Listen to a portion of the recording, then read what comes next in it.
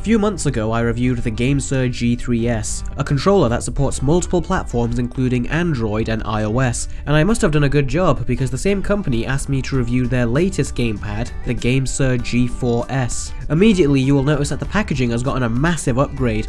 Seriously, it is really nice. The only problem though is that it's packaged in one of those boxes that takes about 8 weeks to open, and another 2 weeks to get the controller out of its plastic container. So other than the controller itself, you also get an instruction manual and a couple of USB cables. No clamp to attach your smartphone, but we will touch on that later. So here is the controller itself, and without hesitation I think it's fair to assume that we have all drawn to the same conclusion that it is pretty much an exact replica of the Xbox 360 controller. The previous G4s had elements of the PlayStation and 360, but there's no doubt about it, this one is full on Xbox 360. So you have your controls and they feel really nice. They feel very responsive and tactile and they control really well. Even the triggers feel very satisfying to press. The shoulder buttons on the other hand are terrible. They feel like membranes and pressing them during a gaming session is really horrible. So I would avoid using those whenever you can. Also, the analog sticks are a vast improvement over the ones in the G4s. If you remember, I criticised them for being too small as my thumbs would tend to slide off of them very easily, but here they are a lot easier to get a grip on. I still think they could have been a bit bigger to match the perfect size of the 360, but still, it's a much needed improvement.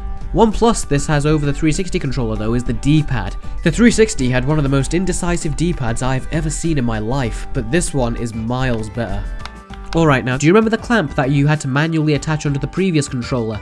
Well, with this you don't get one in the box because it's actually built into the controller itself. The same goes for the Bluetooth USB dongle. This is such an amazing design decision. Seriously, I will give them 10 points alone for this feature. So let's slot my Nexus 6 into the holder and... yeah, there is a problem. This clamp can supposedly hold phones up to 6 inches in screen size, but it can't hold my 6-inch Nexus 6, and it's quite obvious why. The first clamp had a bit of padding which gave it a firm grip, whereas this one has no such thing.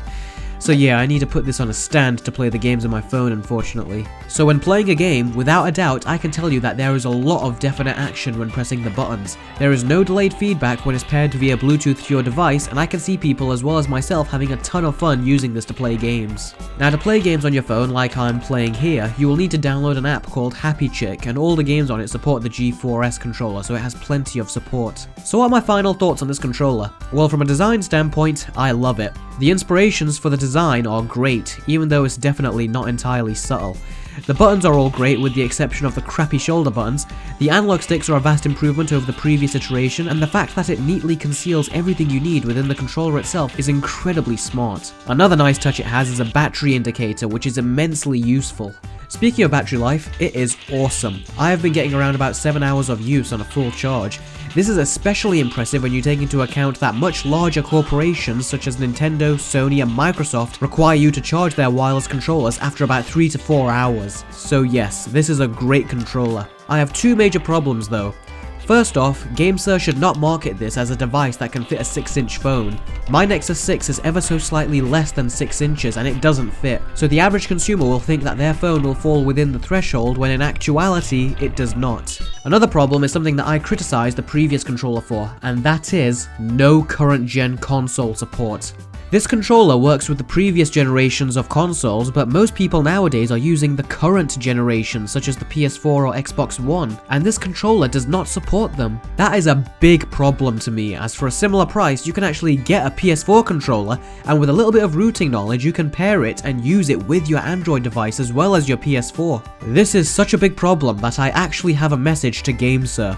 Although I appreciate that you want me to review your controllers, I will not review any more from you unless you add support for the PS4 and Xbox One. It's a level of flexibility that will benefit the consumer, your product, and it will also give us one of the best alternatives to the first-party PS4 and Xbox One controllers. So with that said, if you primarily want a controller that will allow you to play mobile games and emulators on your smartphone, then I cannot recommend it highly enough, as it is one of the best controllers out there for the job, just so long as you are okay with paying the slightly high price for it. So that's about it guys, thank you very much for watching this video, and thanks to GameSir for sending me the G4s over to review.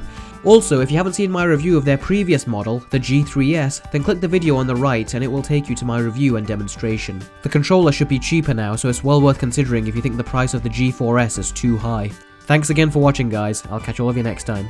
Take care.